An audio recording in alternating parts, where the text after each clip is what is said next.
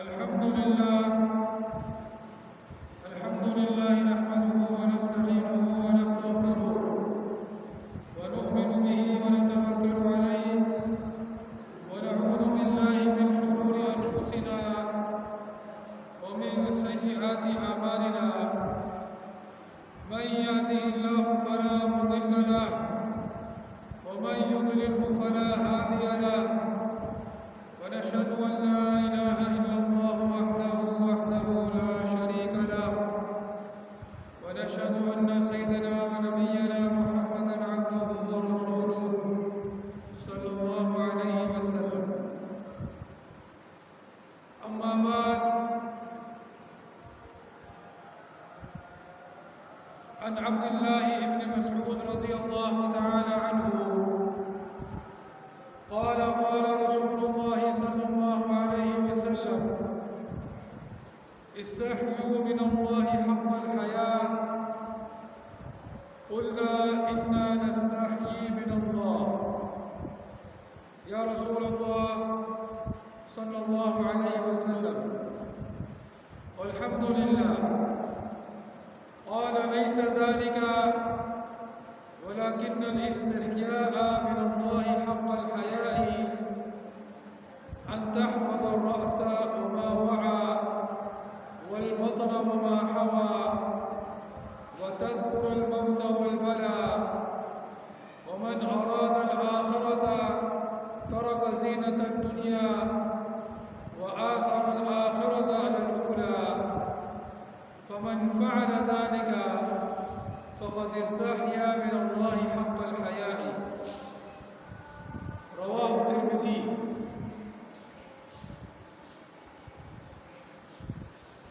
جامع ترمذی میں حضرت عبداللہ بن مسعود رضی اللہ تعالی عنہ سے روایت ہے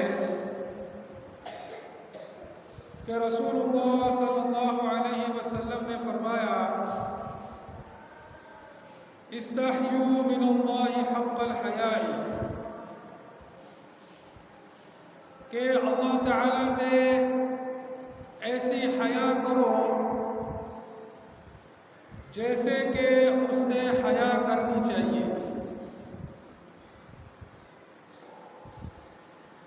حیا کا جو لفظ ہے، جو اردو زبان میں شرم کے لیے، شرم کے معنی میں استعمال ہوتا ہے، اور اس کو عام طور پر جو عام لوگ ہوتے ہیں وہ اس کو ایسے معنوں میں لیتے ہیں کہ جیسے اگر کوئی ننگا گھوم رہا ہو یا زبان سے کوئی بے شرمی کی کوئی فحش بات کرے تو اس کو کہا جاتا ہے کہ تم کو شرم نہیں آتی، تم بے شرم ہو. تو وہاں پر شرمانا بھی حیا ہے، وہ بھی حیا ہی کے زمرے میں آتا ہے. لیکن حیا کا لفظ شریعت کے اندر بہت وسیع معنی میں استعمال ہے، کہ شریعت کے اندر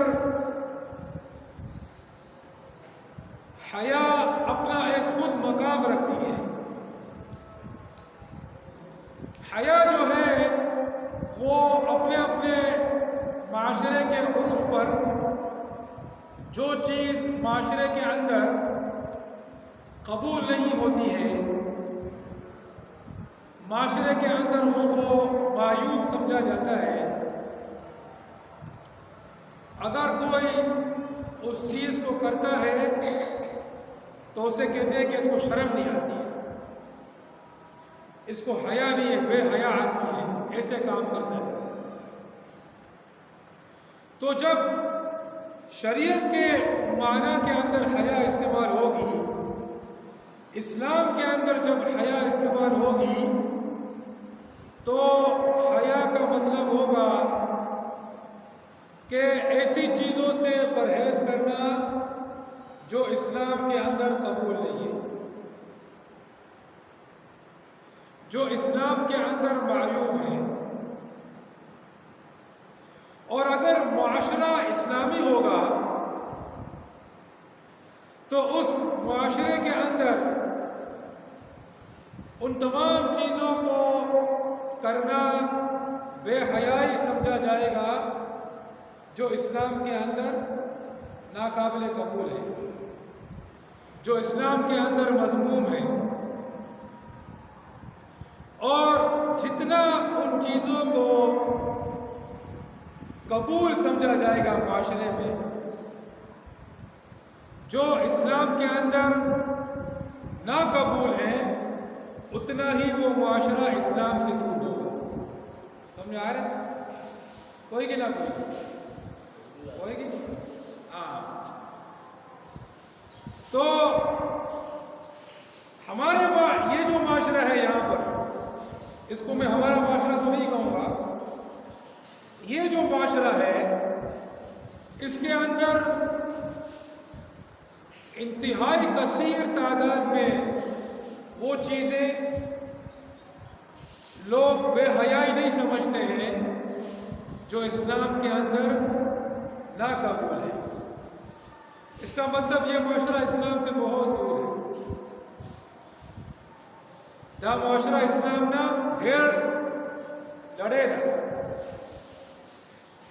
ولی کیونکہ دا معاشرہ مانے ڈھیر شیزونا بے حیائی نہ ہوئے گی تو دا شیزونا اسلام مانے قبول نہ دی ہوئے گی نہ کوئی۔ تو حضور پاک علیہ السلام نے اس حدیث کے اندر صحابہ رضی اللہ تعالی عنہم کو حکم دیا، استحیوا من اللہ حق الحیاء، کہ تم اللہ سے حیا کرو، اللہ سے شرم کرو جس طرح کے شرم کرنے کا حق ہے، جس طرح کے حیا کرنے کا حق ہے اس طرح شرم کرو۔ تو صحابہ رضی اللہ تعالی عنہ نے ارشاد فرمایا، قلنا انا نستحیی من اللہ یا رسول اللہ والحمدللہ علیہ الصلوۃ والسلام، کہ ہم نے ارشاد فرمایا، صحابہ رضی اللہ تعالی عنہم نے ارشاد فرمایا کہ ہم اللہ پاک سے حیا کرتے ہیں، مونگا اللہ سبحانہ و تعالی نے حیا کو، شرم کو، والحمدللہ، اور الحمدللہ اللہ کا شکر ہے ہم کرتے ہیں اے اللہ کے رسول۔ تو جب حضور پاک علیہ السلام نے صحابہ رضی اللہ تعالی عنہم کو شرم کرنے کا اللہ سے حکم فرمایا تو صحابہ نے فرمایا ہم تو شرم کرتے ہیں، ہم تو حیا کرتے ہیں۔ تو حضور پاک علیہ السلام نے کیا فرمایا؟ قال لیس ذالک، یہ نہیں ہے، دانش نے، یعنی حیا کا مفہوم اتنا محدود نہیں ہے جتنا تم سمجھ رہے ہو۔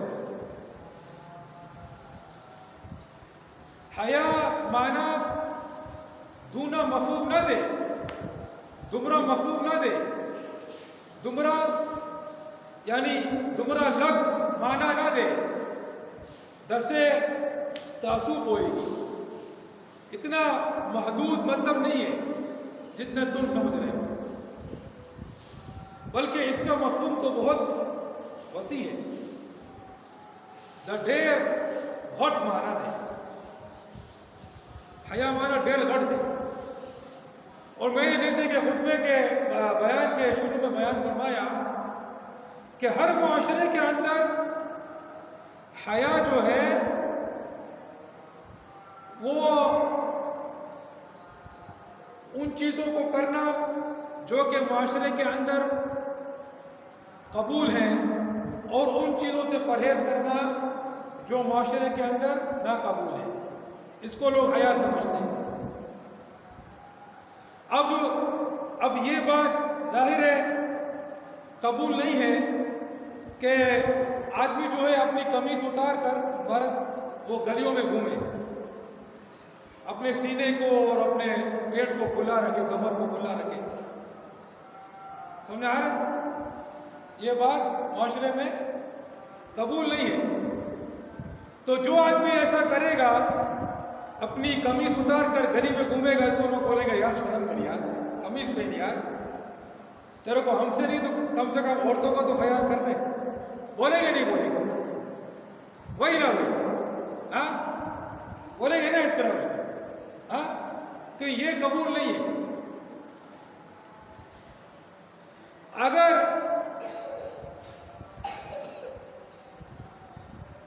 خدا نخواستہ عورت اس طرح کرے گی تو انتہائی بے شرمی کی بات ہو جائے گی، فوراً جو ہے اس پر ایکشن لیا جائے گا۔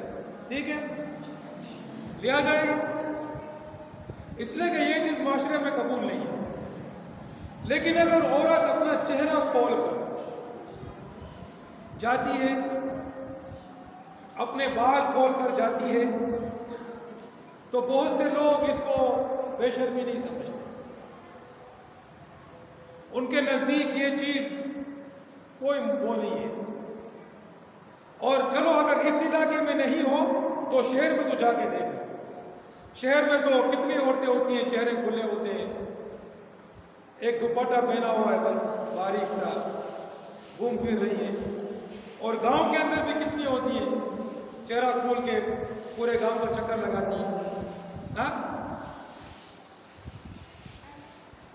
تو ان چیزوں کو معاشرے نے قبول کر لیا ہے، یعنی معاشرے کے اندر چلو ہر کسی نے نہیں مگر بہت سو نے کر لیا، لیکن اسلام کے اندر یہ بے شرمی ہے، بے حیائی ہے، کیونکہ اسلام ان چیزوں کو قبول نہیں کرتا ہے۔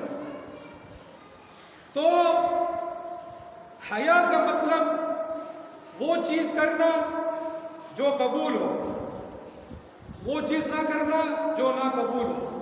سمجھ آ گیا؟ تو اللہ کے دین کے اندر حیا کا مطلب ہوگا وہ چیز کرنا جو دین کے اندر قبول ہے، ان چیزوں سے پرہیز کرنا جو دین کے اندر قبول نہیں ہے۔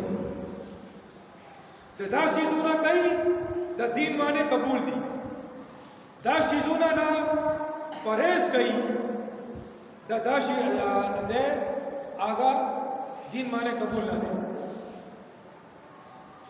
تو حضور پاک علیہ السلام نے صحابہ رضی اللہ تعالی عنہ کو ارشاد فرمایا کہ حیا کا مطلب اتنا محدود نہیں ہے جتنا تم سمجھ رہے ہو۔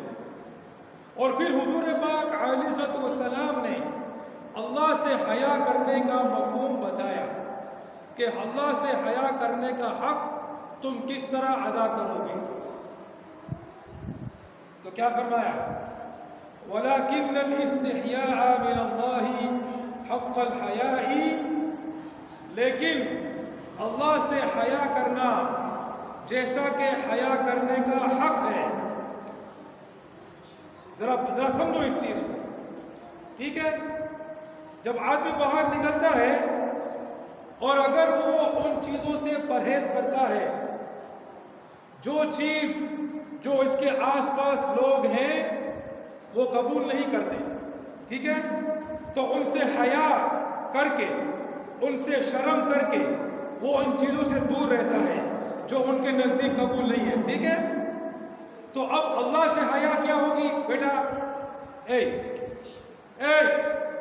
یہاں آ جاؤ، ایک یہاں جا ایک پیچھے رہے، یاد توجہ ہوگا۔ تو اللہ سے حیا یہ ہوگی کہ آدمی ان چیزوں پر عمل کرے جس کا اس نے حکم دیا ہے، ان چیزوں سے دور رہے جس کا اس نے منع کیا ہے۔ تو حضور پاک علیہ السلام نے فرمایا وَلَكِنَّ الْإِسْتِحْيَاءَ مِنَ اللَّهِ حَقَّ الْحَيَاءِ أَن تَحْفَظَ الرَّأْسَ وَمَا وَعَى،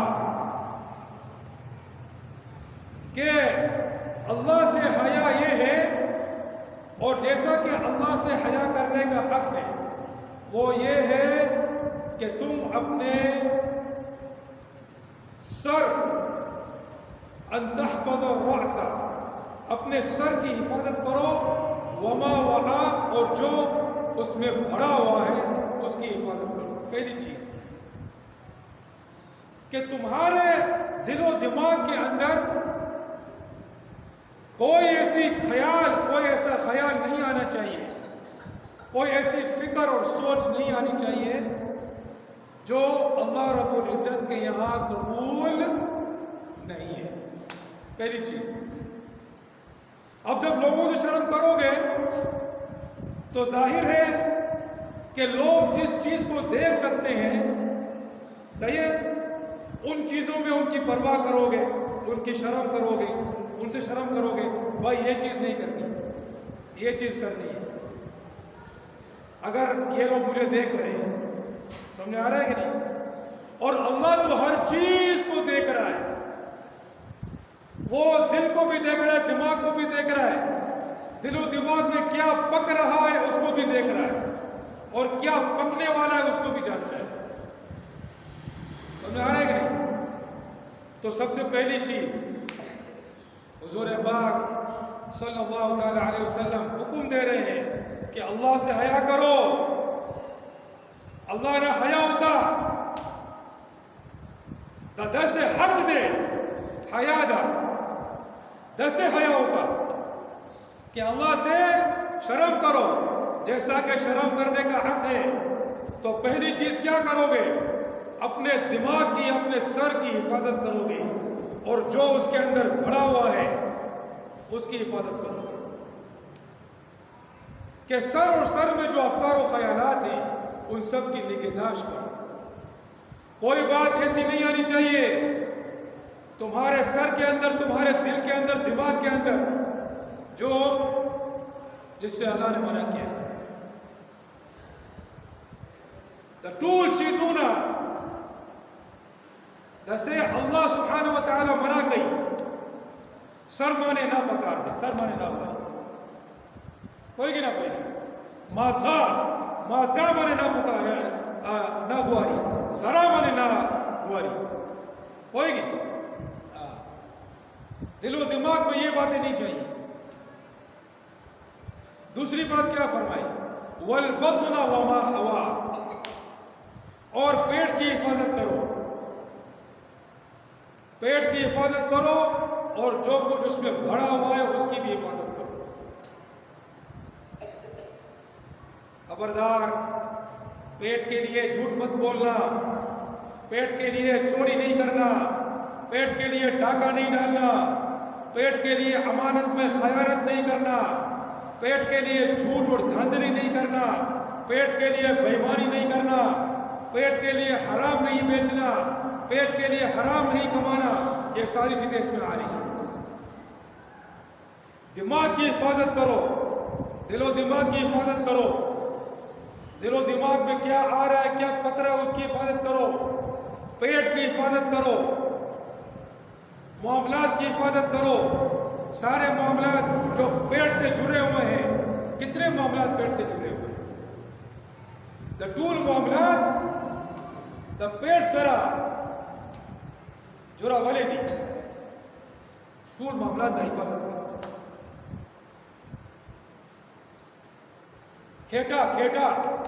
کھیٹا حفاظت کا،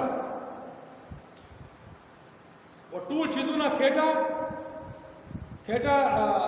آگا مانے ڈھک سوے دے دا حفاظت کا، کوئی گی نہ کوئی گی۔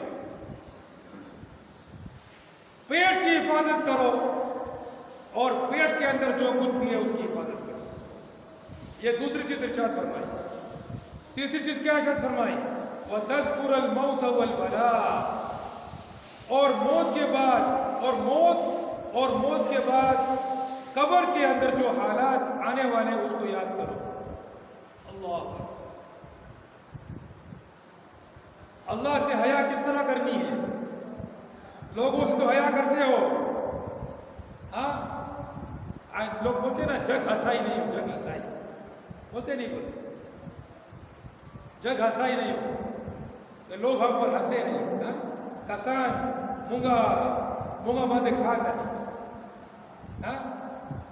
مونگا باندھے نہ کھان دی. لوگ ہم پر ہنسے نہیں یار، ایسی کوئی بات نہیں ہونی چاہیے.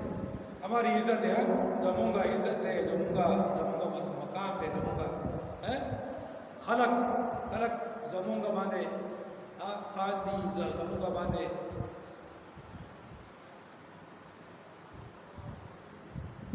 گوتا اچھتے کی انگلیاں اٹھائیں گے. گوتا بولتے کیا بولتے ہیں؟ انگلیوں کیا بولتے؟ گوتا بولتے گوتا بولتے ہیں انگلیوں. گوتا گوتا کہ ہم پر انگلی نہیں اٹھائیں. لوگ ہم پر انگلی نہیں اٹھائیں، لوگ ہم پر ہنسے نہیں.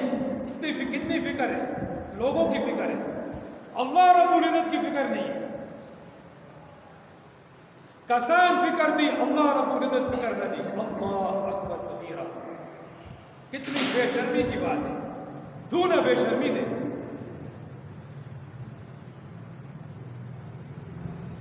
تو نہ بے حیائی دے. کسان فکر گئی، اللہ فکر نہ گئی.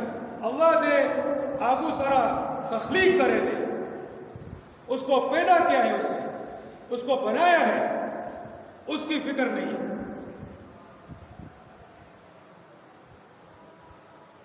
اور لوگوں کی فکر ہے. کسان نہ شرم کئی، اللہ نہ شرم نہ کئی. اللہ سے شرم نہیں کرتا، اللہ رب العزت سے شرم نہیں ہے، لوگوں سے شرم ہے. تو جس طرح لوگوں سے آدمی شرم کرتا ہے تو ایسی باتیں نہیں کرتا جس سے لوگ انگلیاں اٹھاتے ہیں، جس سے لوگ باتیں کرتے ہیں. ٹھیک ہے، اگر وہ باتیں صحیح ہیں تو واقعی میں کرنی بھی چاہیے.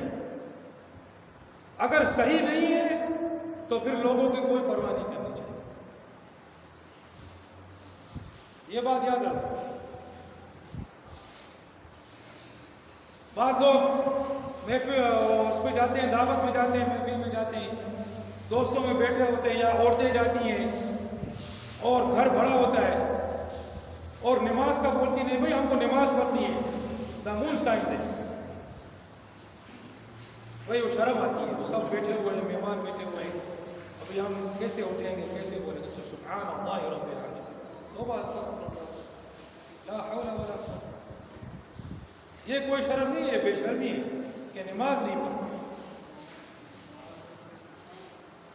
اور بعض جو ہے وہ مرد جو ہیں وہ شلوار اونچی رکھنے سے شرم کرتے ہیں، شلوار کو یہاں تک لگا رکھتے ہیں. حالانکہ حضور پاک علیہ السلام نے فرمایا کہ جو نیچے لٹکتا ہے ٹکنے سے وہ جہنم میں.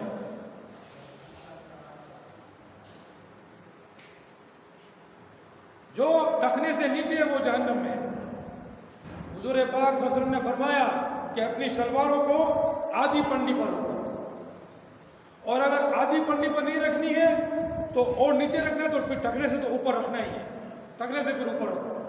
بہترین چیز یہ ہے کہ آدھی پنڈی پر رکھو یا پھر کم سے کم ٹکنے کے اوپر رکھو. آج الٹا ہے بھائی، مرد جو ہے وہ شلواریں نیچی پہنتے ہیں، عورتوں نے شلواریں اونچی چڑھائی ہوئی. وہ تو فیشن ہو گیا، فیشن تو فیشن دے. خزا بولتے ہیں، خزا بولے آگے فیشن دینا، پنچا اچت کی برا کے دی. اور مرد بولتے ہیں نہیں یار تو شرم آتی ہے یار، اتنی اوپر یہاں پہنتے. تو واسطہ اللہ کا، یہ شرم کوئی قبول نہیں ہے اسلام کے اندر. ہاں کوئی آدمی شرم کرتا ہے کہ میں لوگوں کے سامنے ناچوں نہیں، تو یہ شرم تو اسلام میں بھی ہے. میں لوگوں کے سامنے کپڑے قمیص اتار کے نہیں گھوموں تو یہ شرم تو اسلام میں بھی ہے. لوگوں کے سامنے ایسی فحش باتیں نہیں کروں، گالیاں نہیں دوں، یہ شرم اسلام میں بھی ہے. تو لوگوں سے ایسی شرم کرو جو اسلام میں ہے. ایسی شرموں کی کوئی پرواہ نہیں کرو جس کا اسلام نے حکم دیا ہے کہ تم کو یہ کام کرنا ہے. وہ شرم نہیں ہے، وہ بے شرمی ہے. تو اللہ رب العزت سے شرم کرنی ہے. حضور پاک صلی اللہ علیہ وسلم نے حکم دیا علیہ الصلوۃ والسلام نے کہ اللہ سے شرم کرو جیسا کہ شرم کرنے کا حق ہے. اور کس طرح وہ شرم کرنی ہے؟ سب سے پہلی چیز کہ اپنے دماغ کی، اپنے سر کی حفاظت کرو، اور جو کچھ سر کے اندر بھرا ہوا ہے اس کی حفاظت کرو. اپنے دل و دماغ کی حفاظت کرو. دل و دماغ کے اندر جو افکار و خیالات آ رہے ہیں ان کی حفاظت کرو. دوسری بات، اپنے پیٹ کی حفاظت کرو، اور پیٹ کے اندر جو بھرا ہوا ہے اس کی حفاظت کرو. کہ تم کو پیٹ کے لیے اور پیٹ کو بھرنے کے لیے کوئی ایسا کام نہیں کرنا ہے جو اللہ کے یہاں ناجائز ہے، جائز نہیں. اور تیسری بات فرمائی کہ آخرت کو یاد کرو، موت کو یاد کرو، موت کے بعد کی سختی کو یاد کرو. وَتَذْكُرَ الْمَوْتَ وَالْبَلَاءَ.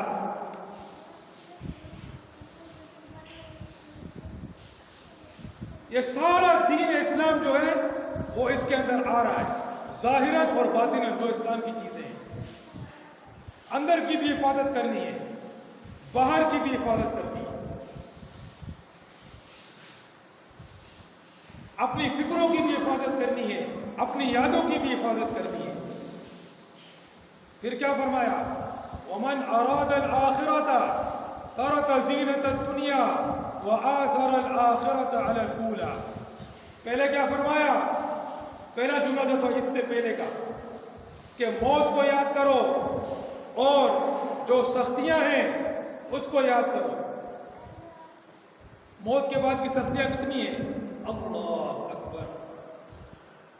ذرا قبرستان میں جایا کرو، یہاں سے کتنا گزر ہوتا ہے. ہمارے بالکل بغل میں قبرستان ہے، مونگا بغل مانے قبرستان ہے، ہمارے بغل میں قبرستان ہے، اور ہمارا کتنا قبرستان پر گزر ہوتا ہے. بلکہ یہاں اگر گلی کے دھیانے پر کھڑے ہو جاؤ تو قبریں نظر آتی ہیں. آتی ہے نہیں آتی؟ ہاں، یہاں باہر نکلو، تھوڑا سا باہر نکلو، ٹول کا یعنی بعض قبروں نے ایک قاریہ نظر آتی ہے صاف. کبھی یاد کیا موت کو؟ کبھی سوچا کہ تم بھی اس کے اندر جاؤ گے؟ دفن ہو یا نہیں ہو، مرنا تو ہے نا.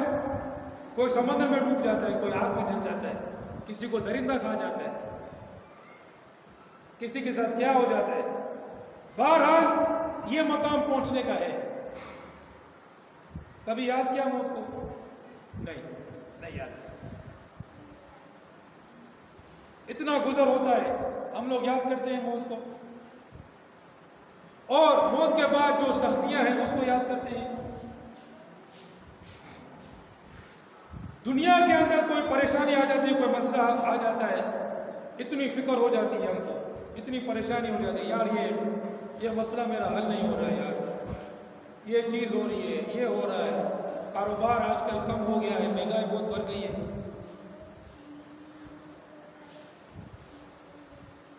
بجلی کا بل زیادہ آ رہا ہے، گیس کا بل زیادہ آ رہا ہے، فلاں چیز میں حل کرنے کی کوشش کر رہا ہوں، وہ حل نہیں ہو رہی ہے. اس کے بارے میں فکر مند ہوتا ہے، راتوں کو بھی اس بارے میں سوچتا ہے. بعض وقت خود بولتا ہے، یار میرے کو رات کو نیند نہیں آتی، خوب ناراضی، اس پہ ہمارے خوب ناراضی، اتنے مسائل ہو گئے ہیں یار. بعض لوگ جو کاروبار کرتے ہیں، پیمنٹ ادا کرنی ہوتی ہیں، بولتا ہے یار راتوں کو نیند نہیں آ رہی، راتوں کو نیند نہیں آ رہی ہے، مگر وہ لیٹا ہوگا یا ٹی وی دیکھ رہا ہوگا.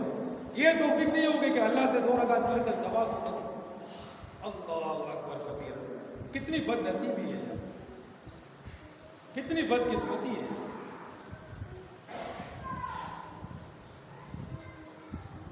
اللہ سبحانہ و تعالیٰ جس کو قبول کرتا ہے نا، اس کو توفیق دیتا ہے اپنی عبادت کی. یہ کوئی معمولی چیز تھوڑی ہے، کوئی مسجد میں آنا کوئی معمولی چیز نہیں ہے. تو جب یہ فرمایا کہ موت کو یاد کرو اور موت کے بعد کی سختیوں کو یاد کرو. اب اس کو سمجھا دیا دوسرے جملے میں کہ دیکھو ومن اراد الاخرۃ، جو آخرت کا طالب ہوتا ہے، جس کا ارادہ آخرت کا ہوتا ہے، وہ کیا کرتا ہے؟ ترک زینت الدنیا، وہ دنیا کی زینت کو چھوڑ دیتا ہے، دنیا کی رنگینیوں کو، دنیا کی خوبصورتی کو چھوڑ دیتا ہے. اگر خوبصورتی کہو، ورنہ دنیا میں کیا خوبصورتی ہے؟ کچھ بھی نہیں، مچھر کے پر کے برابر نہیں ہے اللہ کے یہاں. اگر مچھر کے پر کے برابر بھی ہوتی تو ہمارے نبی نے فرمایا علیہ الصلوۃ والسلام کہ کافر کو ایک بوند پانی کا نہیں دیتا. مگر اس کی کوئی قیمت ہی نہیں ہے اللہ کے یہاں، اس لیے کافروں کو بے حساب دے رہے. اللہ نزدے دنیا قیمت نہ دے، دا دیے دا پارا کفار ڈھیر ور کرے دے. ہاں کفار کو ڈھیر ور کرے دے، کفار کو خوب دے رکھی ہے، فاسق و فاجروں کو خوب دے رکھی ہے، کوئی قیمت ہی نہیں ہے. اور جو بندہ اللہ کا خاص بندہ ہوتا ہے نا، اس کو اللہ دنیا سے بچاتا ہے، اس کو اللہ دنیا سے بچاتا ہے، اس کو اللہ دنیا سے. سمجھ میں آ رہا ہے کہ نہیں؟ جس طرح مریض کو بچاتے ہیں ایسی چیزوں سے جو پرہیزی میں آتی ہیں، اس طرح اللہ پاک دنیا سے اس کو بچاتا ہے. تو فرمایا ومن اراد الاخرۃ ترک زینت الدنیا، جو دیکھ کم خلق چی آخرت بکار دی، آخرت گوری، دنیا زینت پرے دی، دنیا کی زینتوں کو چھوڑ دیتے. کیا کرتے ہیں وہ؟ وآثر الآخرۃ علی الأولی، اور آخرت کو اولا پر ترجیح دیتے ہیں. اولا کیا ہے؟ یہ دنیا ہے. اولا کیوں فرمایا؟ یہ قریب ہے اس لیے. آخرت کو آخرت کیوں فرماتے ہیں؟ وہ آخر میں، وہ دنیا کے اعتبار سے آخر ہے. اور دنیا کو اولا کیوں فرمایا؟ وہ آخرت کے اعتبار سے پہلے ہے. وہ پہلے پر آخرت کو ترجیح دے دیتے ہیں.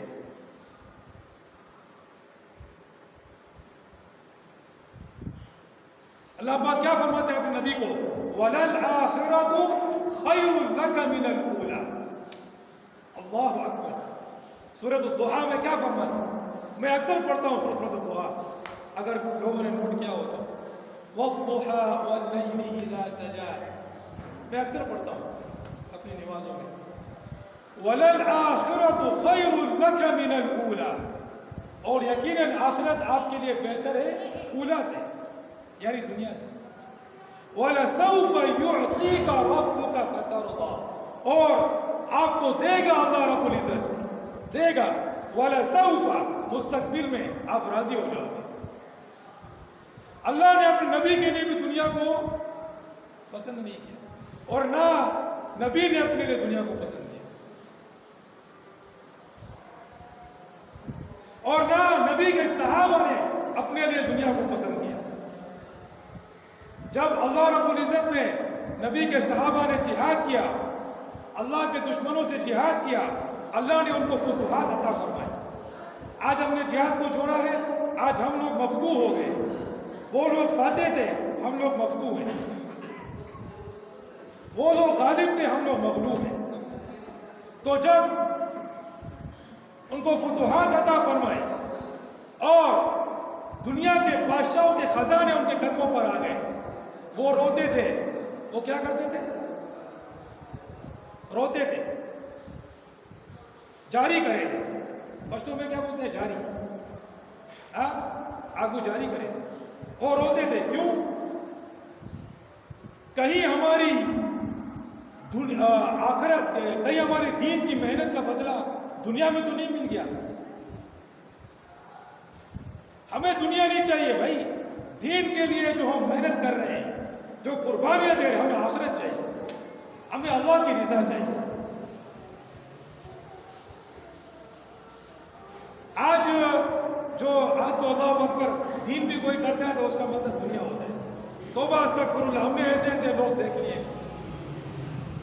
قاریوں کو دیکھ لیا، مولویوں کو دیکھ لیا، ایک نماز پڑھاتے اس کے لیے بھی ان کو بھائی پیسے تو پڑھائیں گے ایک نماز،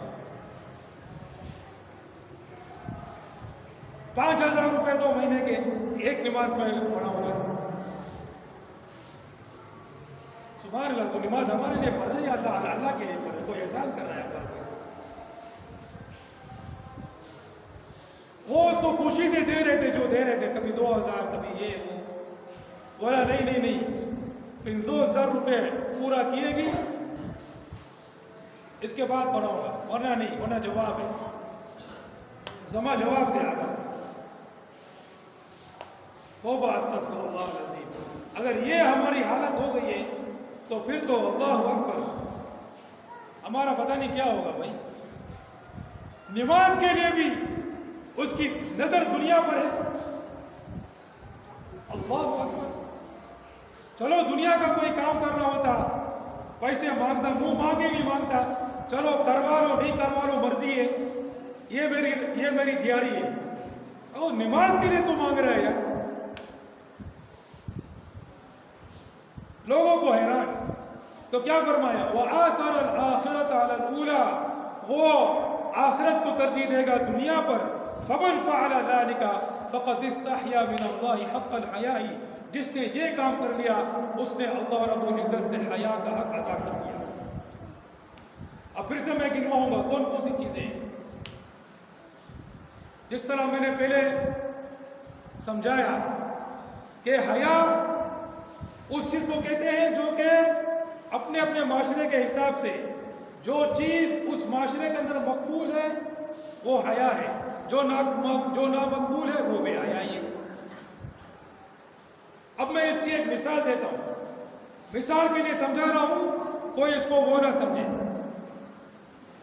نعوذ باللہ نعوذ باللہ نعوذ باللہ، امریکہ اور یورپ کے اندر عورتیں جو ہیں وہ سمندر پر بکینی پہن کے گھومتی ہیں، ان کے نزدیک وہ بے حیائی نہیں ہے، یہ ان کا معاشرہ ہے۔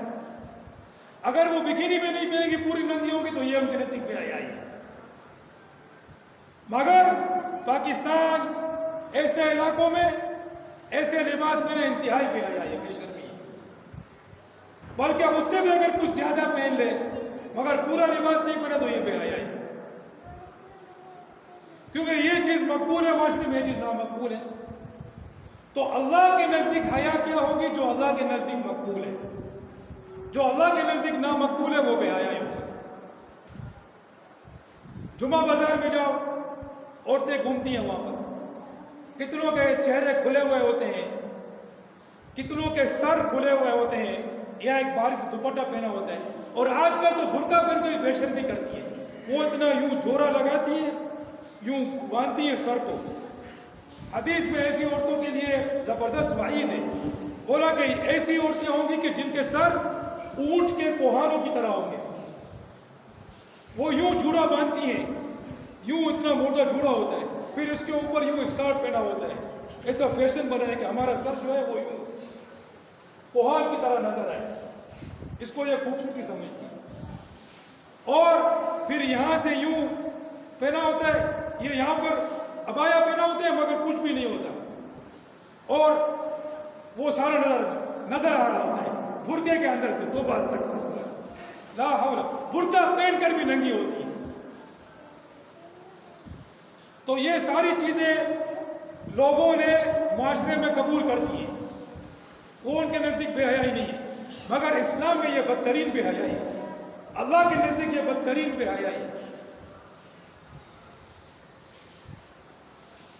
اسکارف پہنا ہوگا، چہرہ کھلا ہوگا، اس پر لالی اور سرخی پورا لگا کر جمعہ بازار میں گھوم رہی ہوگی، اتوار بازار میں جمعہ بازار، اور اتنی رش ہوتی ہے کہ آدمی نہیں جا سکتا، شرم سے پانی ہو جاتا ہے۔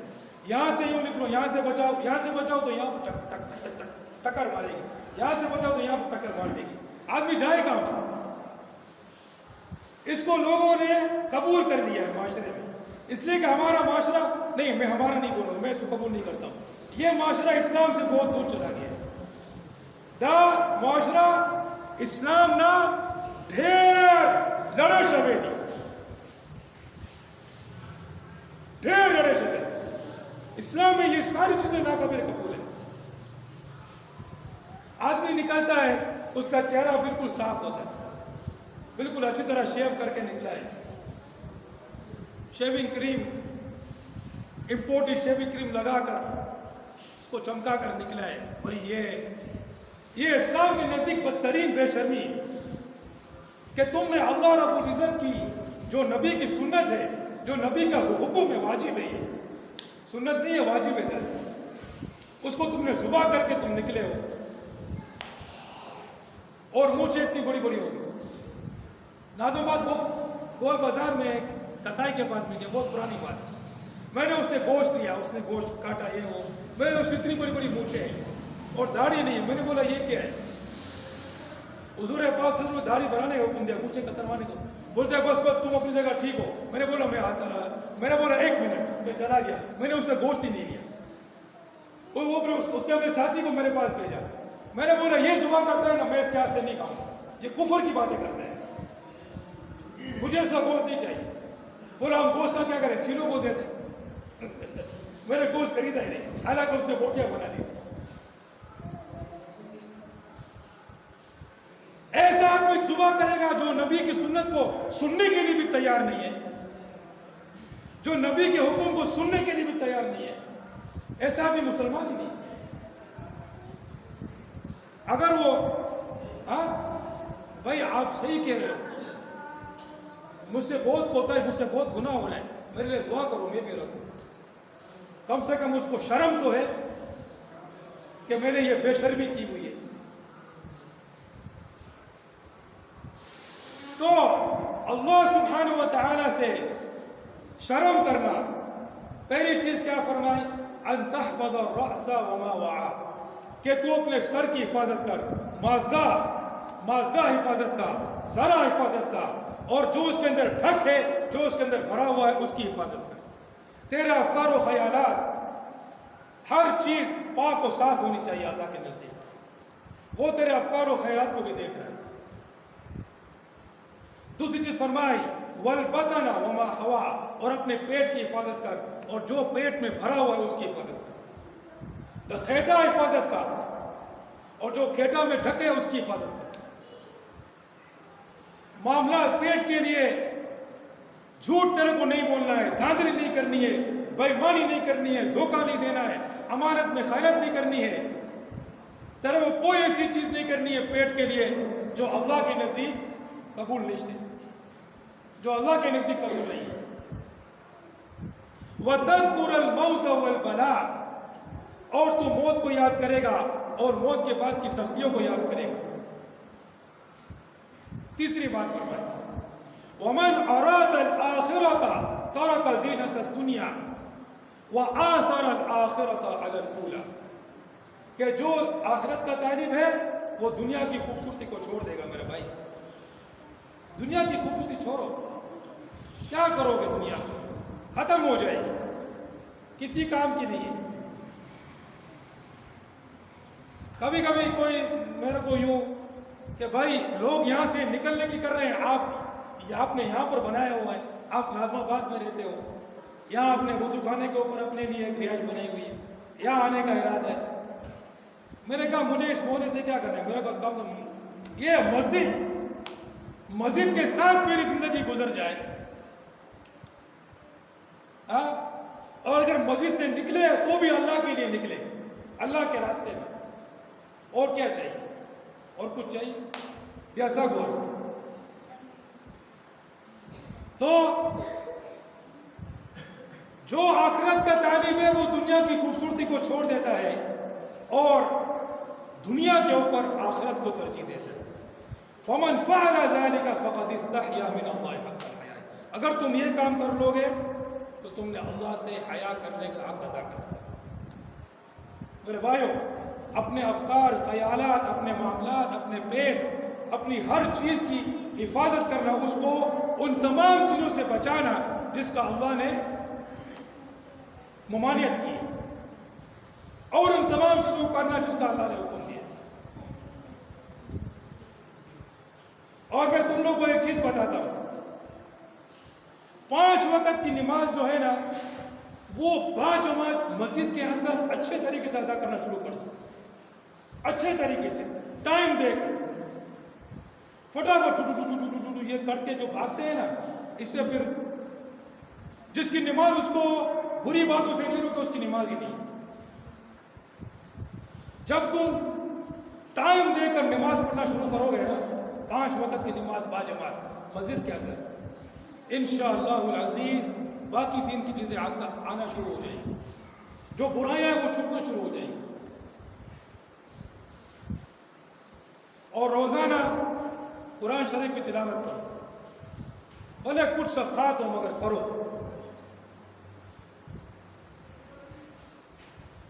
اور چلتے پھرتے استغفر اللہ صلی اللہ علیہ وسلم سبحان اللہ والحمدللہ ذکر کیا کرو۔